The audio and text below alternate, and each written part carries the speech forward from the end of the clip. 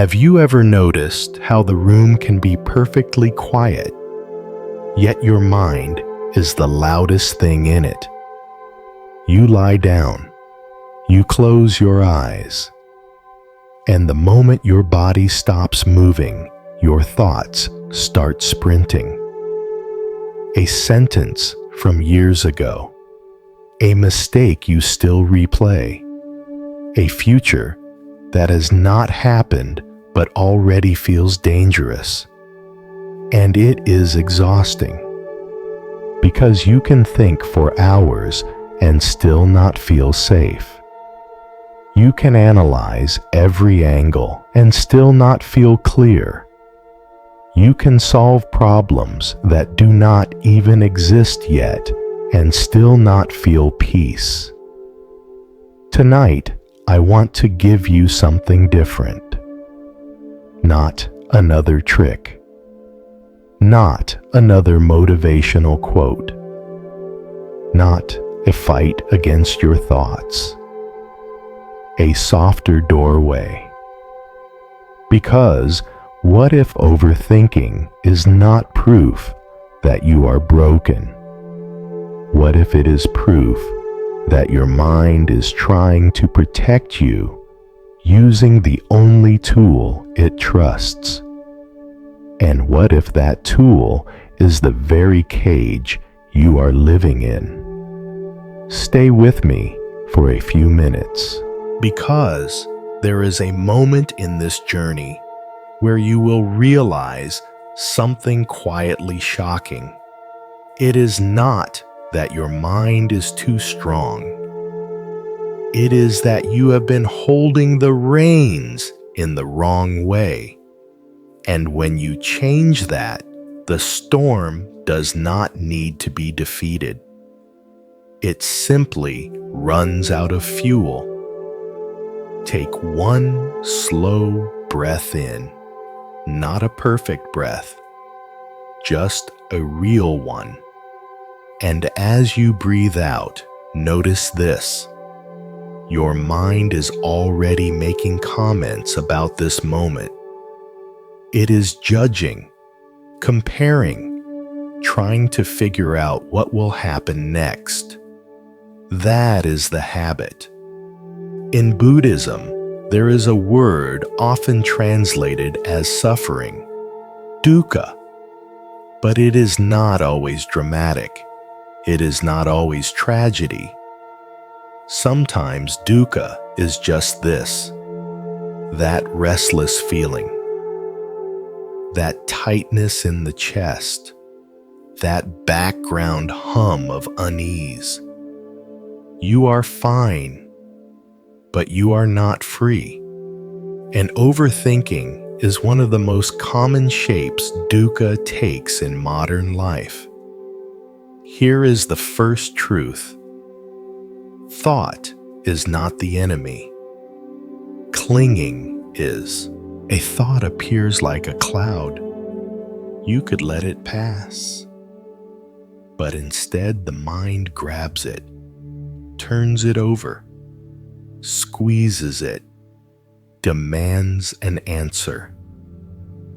Why did they say that? Why did I respond like that?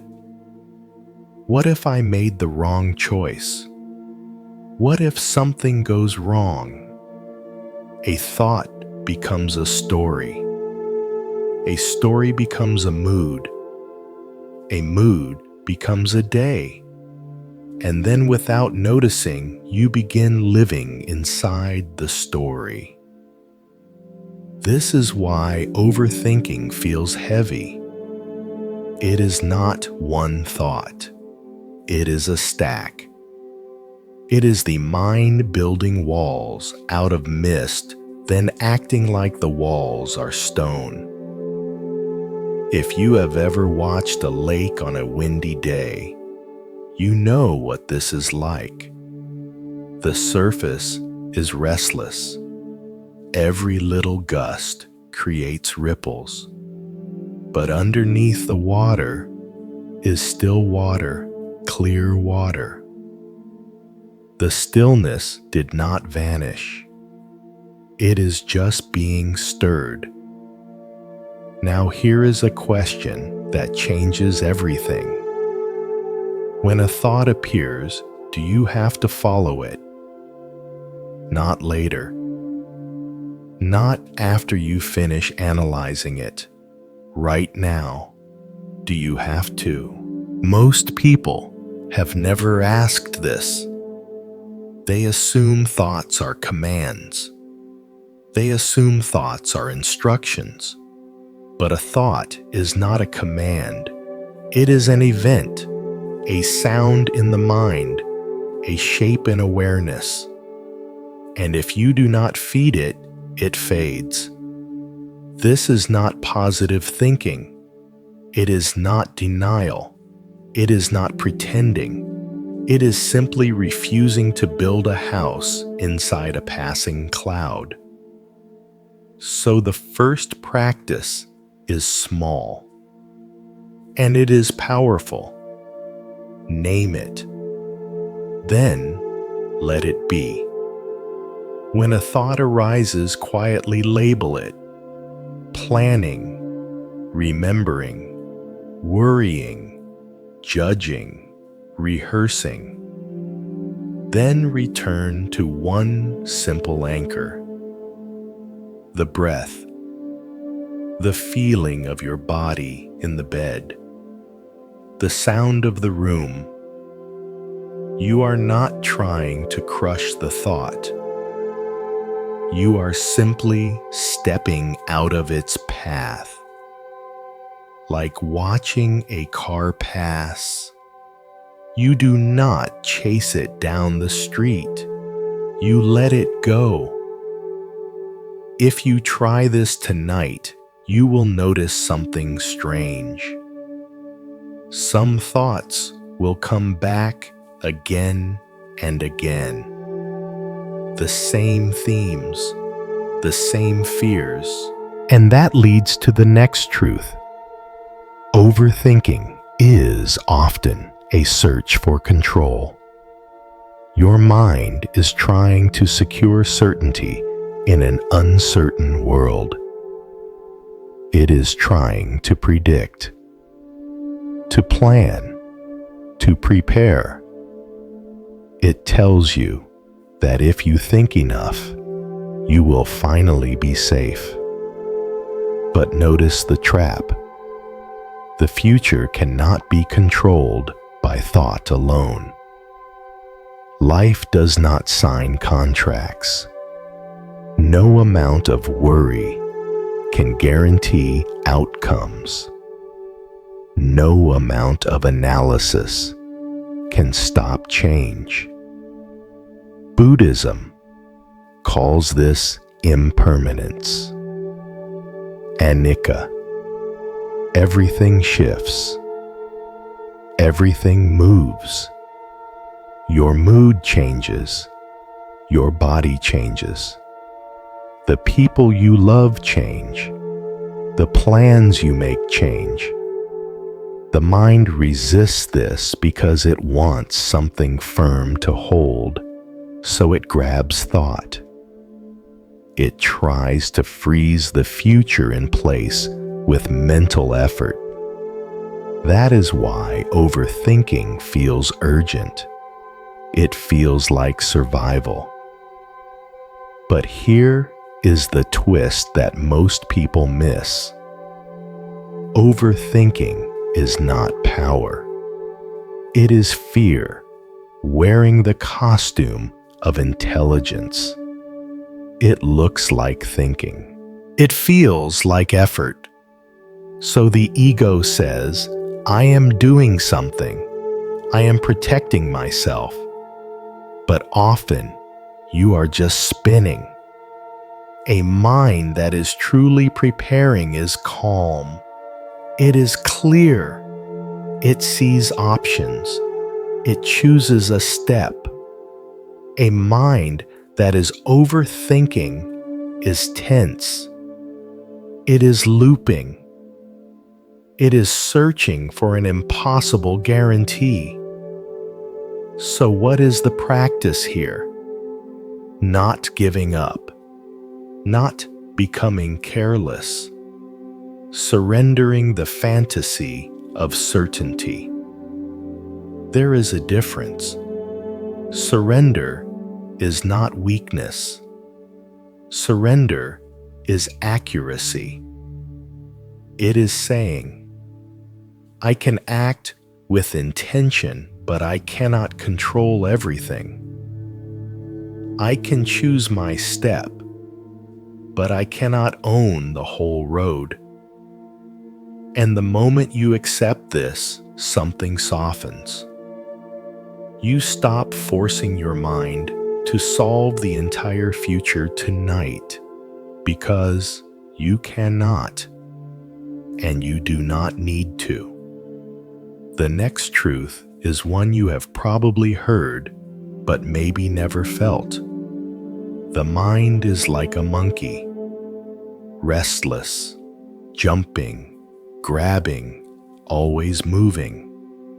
One thought, then another, then another. Even when your body is still, your mind swings from branch to branch. This is why you can be on vacation and still not relax. This is why you can sit with someone you love and still feel far away. This is why you can lie in bed and feel like you are running. The monkey mind is not a moral failure. It is training. For years, you have trained your attention to be scattered. You eat and scroll. You talk and plan. You work and check notifications.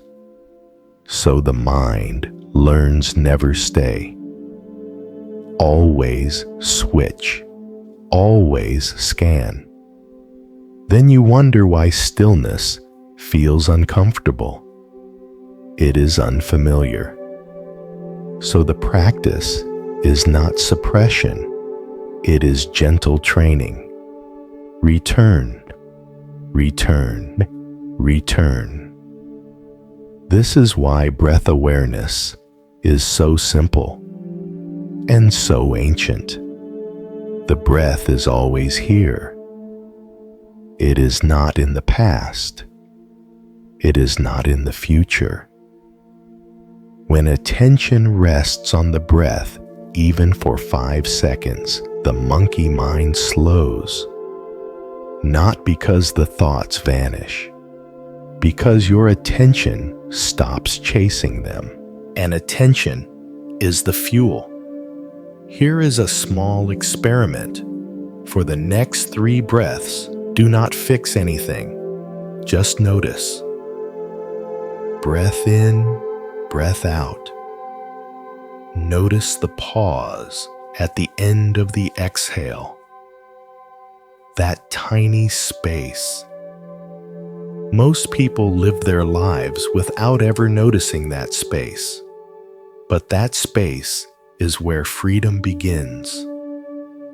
Because the next truth is about a skill that changes relationships, sleep, and the entire shape of your life. The pause. Overthinking and reactivity are cousins. You think too much and you react too fast. You react too fast and then you think too much about what you did. It becomes a loop. So Buddhism teaches something unbelievably practical. Create space between what happens and what you do next. A pause is not procrastination. It is power. Someone says something sharp. A surge rises in you. Before you respond, pause. 1 breath. 2 seconds. A tiny gap. In that gap, you can ask, is this response necessary? Is it kind? Is it true? And most importantly, is it coming from wisdom or from habit? This is not about being passive. It is about being free. Because when you pause, you are no longer a puppet of impulse. The mind will try to skip the pause. It will say, act now, fix it now, defend yourself now. But urgency is often an illusion. A mind in fear creates urgency to keep you moving. So practice the pause in small moments. Before you send a message, before you reply, before you open another app, before you add another thought to the pile. One breath. And you will notice how often you were about to create suffering for no reason. Now, there is a deeper layer under overthinking, and this is where the journey gets very quiet.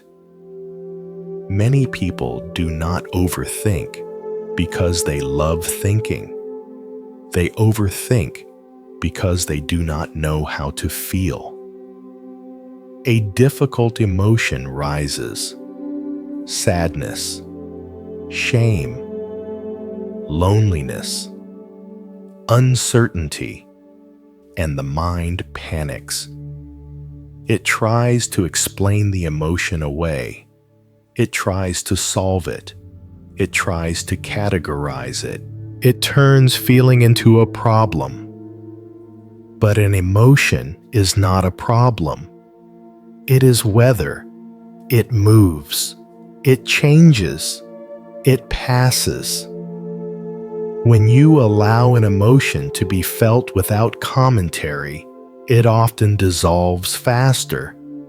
When you analyze it, you keep it alive. So the next practice is direct experience. Stop thinking about life. Start meeting it. Not in a dramatic way, in a small way. When you drink water, just drink water. Feel the coolness. Feel the swallow. When you wash your hands, just wash your hands. Feel the temperature. Feel the movement. When you feel sadness, just feel sadness. Where is it in the body? How does it move? What is its shape? No story, no courtroom, no explanation, just contact. Zen has a teaching that says something like, do not seek truth. Stop cherishing opinions. It means this: your mind loves to narrate, to label, to interpret. But reality does not require your commentary to exist. You can taste a strawberry without writing a review in your head. You can sit in silence without turning it into a verdict about your productivity. This is where many people feel a prediction gap open.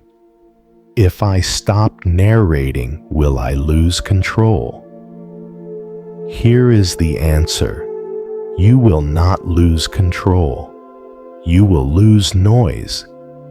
And underneath the noise, something you have not felt in a long time will appear. Simplicity. But we have to address one of the biggest hidden fuels of overthinking: the story maker. The mind does not just produce thoughts. It produces narratives. A single moment becomes a whole movie. A look from someone becomes a story about rejection. A mistake becomes a story about being unworthy. A delay becomes a story about failure. The event is small. The story is huge. This is why you suffer more than the event deserves. So, the practice is this: drop the story. Keep the fact. The fact might be they did not reply yet. The story is they are losing interest and I will be abandoned. The fact might be I made an error. The story is I ruin everything and I will never succeed. The fact might be I feel anxious. The story is something is wrong with me and I cannot handle life. The mind loves stories because stories create identity. And this brings us to the most radical Buddhist teaching in this whole journey: not self, anatta. This does not mean you do not exist. It means the self you defend so fiercely is not as solid as it seems. What you call me is a changing stream. Thoughts change, feelings change, roles change, opinions change, and yet the mind acts as if there is a fixed statue inside, needing constant protection. So it overthinks. How was I perceived? Did I look stupid? Did I lose status? Did I fail? This is the ego trying to keep the statue polished. But when you look closely, there is no statue. There is only movement, and here is the gentle twist. If the self is fluid, then you do not need to protect it with endless thought. You can allow yourself to be imperfect. You can allow yourself to change. You can allow yourself to not know. This is the moment many people feel a quiet relief. Because if there is no fixed self, then a mistake is not an identity. It is an event. A criticism is not a verdict. It is sound. A fear is not who you are. It is weather passing through. When the grip of identity loosens, the mind has less to defend, so it becomes quieter. But there is still another hidden fuel: self-criticism. That inner voice that turns every struggle into proof that you are failing. You notice you are overthinking.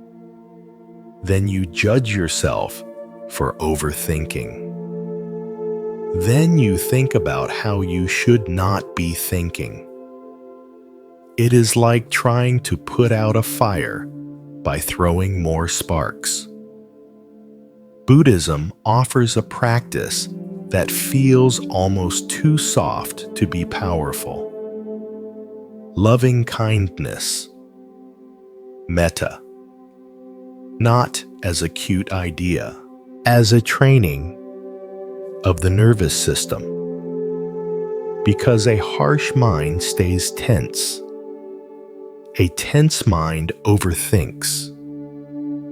A compassionate mind relaxes. A relaxed mind can let go. So try this, even if it feels strange. When you notice your mind looping, speak to it like you would speak to someone you love. Of course, you are trying to solve it. Of course you are afraid. Of course you are tired. You do not have to be perfect tonight. This is not indulgence. This is wisdom. Because a mind that feels safe does not need to obsess. It does not need to tighten. It can breathe.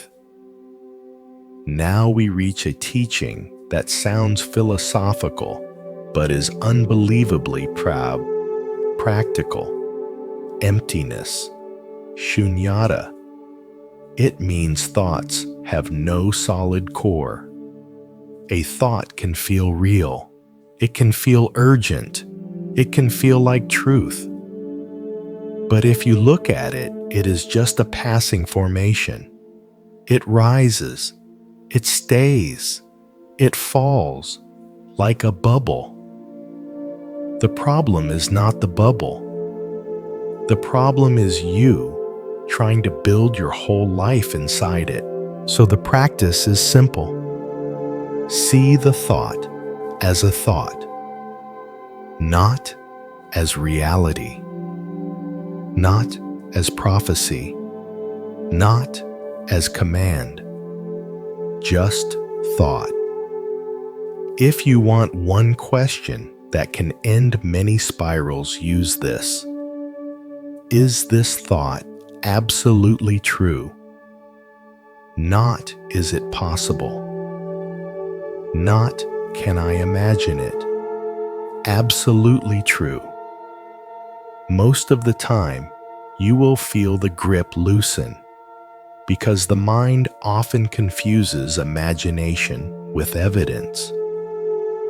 Now at this point, some people say, "Okay, I understand these teachings, but why do I still loop?" Because understanding is not the same as training. You do not learn to swim by reading about water. You learn by entering it. So here is the training ground. Silence. Not the silence of a quiet room. The silence of not feeding the inner commentary. When you sit without distractions, your mind will get louder at first. It will throw thoughts like fireworks. This is normal. It is like a child testing boundaries. It is like a monkey noticing you are not chasing it anymore. Stay gentle. Stay steady. Do not argue with the thoughts. Do not chase them. Do not judge them. Notice, label, return. Over time, something beautiful happens. The mind realizes it does not need to keep performing. It can rest. And then you may discover the most surprising thing of all. Peace was not something you needed to create. It was something you were covering, like the sky behind clouds. Now let me add one more truth that modern life makes especially important. Mental overload feeds overthinking. If you pour endless content into your mind will produce endless noise. News, social media, arguments, opinions, notifications. It is not just information, it is fuel. So one of the simplest ways to soften overthinking is to reduce input. Not forever, not dramatically. Just create spaces. 10 minutes without your phone. A walk without audio. A meal without scrolling. At first, the mind will want to fill the gap. It will reach for thought. But soon, the gap becomes relief, like opening a window in a crowded room. And now, the closing loop. We started with the mind as a prison. But prisons are made of walls, and your mind is not made of walls. It is made of habits. Habits can change. Tonight, if you remember only 3 things, remember these. A thought is not a command. A feeling is not a problem. A pause is a doorway. When you notice yourself looping, do not wrestle. Do not punish. Do not chase certainty. Label it. Breathe. Return. Let impermanence be real. Let the future be unknown. Let the self be fluid and watch what happens. Not instantly, not perfectly, but quietly, gradually. Your mind begins to trust the present again. And there is one last prediction gap I want to leave you with. What if the real reason you overthink is not that you are weak? What if you overthink because you care? You care about doing things right. You care about people. You care about being safe. That is not a flaw. It is just misdirected energy. So imagine, what happens when you turn that same energy into presence? What happens when you stop trying to control life with thought and start meeting life with awareness? That is where freedom lives. And if you want tonight, right before you sleep, try this tiny ritual. Put a hand on your chest. Feel the warmth. Say softly in your mind, "May I be safe. May I be calm. May I be free." Then let the breath do the rest. If thoughts come, they can come. If they pass, they can pass. Have to ride every thought like a wild horse. You can step off. And if you stay with this practice, you will notice something in the days ahead. The storm does not disappear because you fought it. It disappears because you stopped feeding it. And that means the prison door was never locked. It was only heavy. One breath at a time, you learn to open it. And in the next video, we will go even deeper. Because once you calm the mind, another question rises. If you are not your thoughts, then who are you really? That is where the real journey begins. Before we finish, let me tell you a small story. A student once went to a teacher and said, "My mind will not stop. It talks when I work. It talks when I eat. It talks when I try to sleep. I have tried to silence it, but the more I try, the louder it becomes." The teacher poured tea into a cup and kept pouring. The cup filled, then overflowed. Tea ran across the table. The student said, "Stop. The cup is full." The teacher said, "Yes, and that is your mind. It is overflowing, and you are asking it to be quiet while you keep pouring." The student looked confused, so the teacher asked a simple question. What are you pouring into your cup all day? The student began listing everything. Other people's opinions, news, comparison, regret, plans, arguments that never happened, problems from 10 years ago, problems from 10 minutes ago. The teacher nodded and said, "For one day, pour less. Not because life is dangerous, because your attention is precious." This is one of the most overlooked Buddhist teachings in daily life. Right view is not only philosophy, it is what you choose to look at, what you choose to feed. Because the mind is like soil.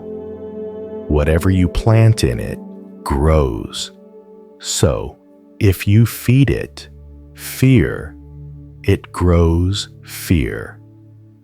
If you feed it comparison, it grows insecurity.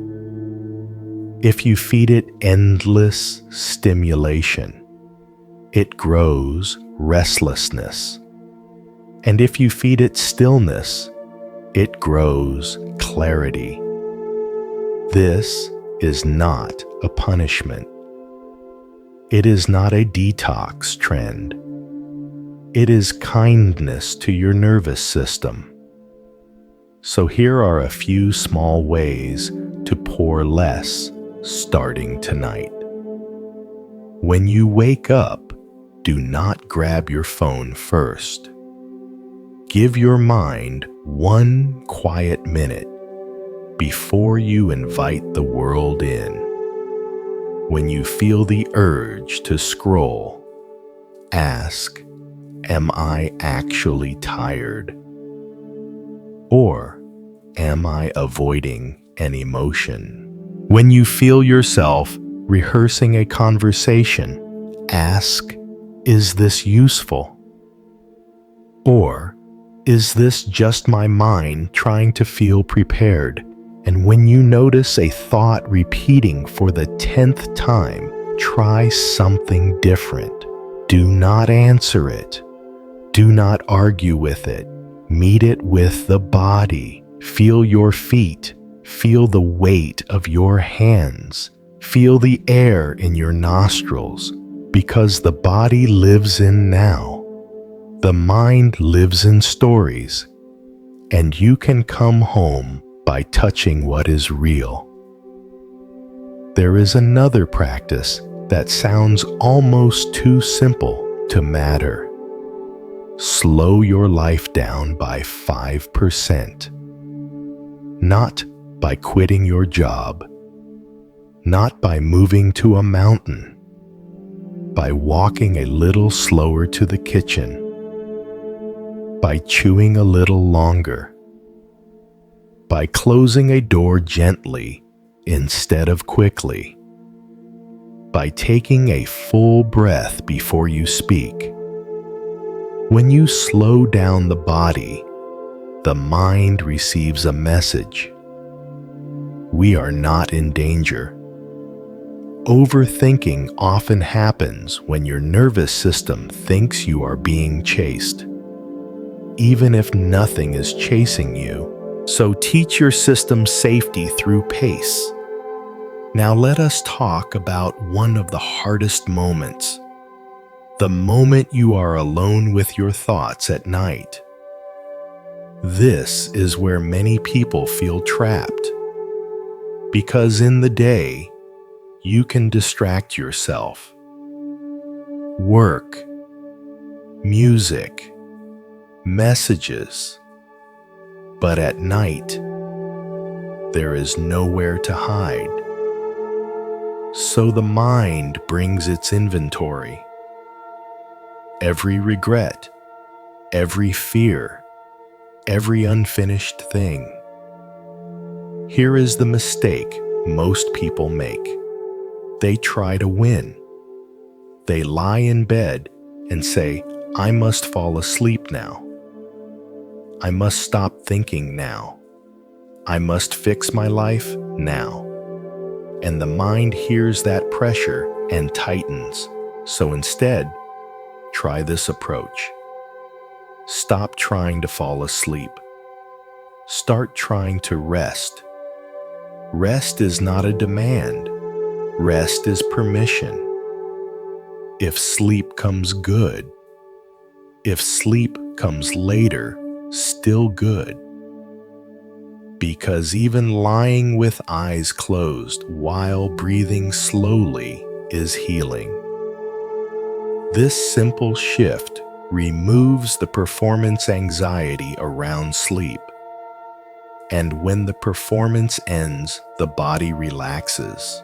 Here is a breathing rhythm you can use without making it complicated. Inhale softly for 4. Exhale slowly for 6. If you lose count, that is fine. Return again. Longer exhale tells the nervous system you can let go. And when a thought interrupts, do not treat it like a failure. Treat it like a bell. A bell that reminds you to come back.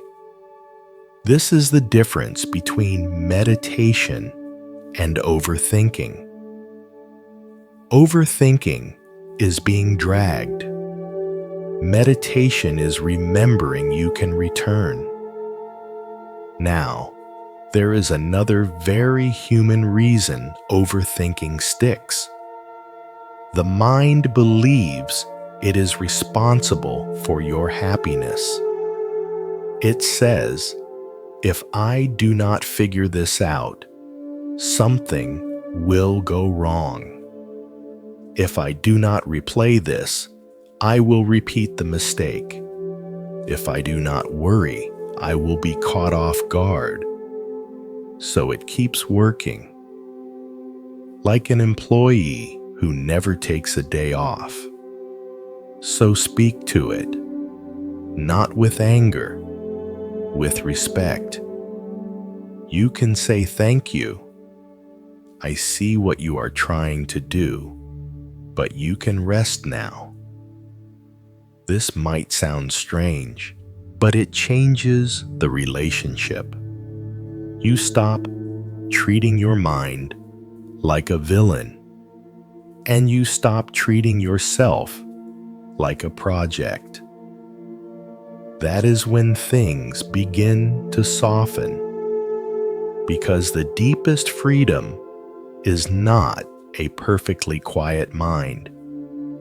It is a friendly mind, a mind that does not attack you, a mind you can live with. Now let us add a gentle challenge. The next time you are spiraling, ask one more question. What is the smallest kind action I can take right now? Not for the future, not for the version of you who has everything figured out. Right now. Drink water. Stretch your shoulders. Turn off one light. Put your phone face down. Write one sentence on paper to empty the mind. Overthinking often feels big because it is abstract. It is fog. A small, kind action brings you back to the ground, and then when the fog clears, you can see. Most of your thoughts were not urgent. They were loud. Most of your fears were not facts. They were stories. Most of your suffering was not in life. It was in the tug of war with life. And here is the most surprising truth.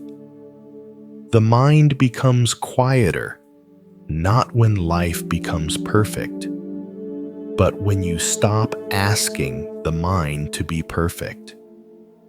So, if you are listening to this and thinking, I have tried mindfulness and it did not work, you may have tried it like a task, like another thing to do, right? Like another way to judge yourself. Try it like a homecoming, soft, patient, not dramatic. Because training the mind is not a sprint. It is a return to the present, a return to the body, a return to the space between breaths, a return to the part of you that can watch thoughts without becoming them. And if you want a simple summary that you can remember even when you are tired, remember this. Notice, name, let go. Notice the thought. Name the pattern. Let it go and return to what is real. And when you forget which you will, you return again. That is the whole path. One more breath. And if your mind says, but what about tomorrow? You can answer tomorrow will come, and I will meet it when it arrives. For now, I am here. For now, I am safe enough to rest. For now, this breath is enough.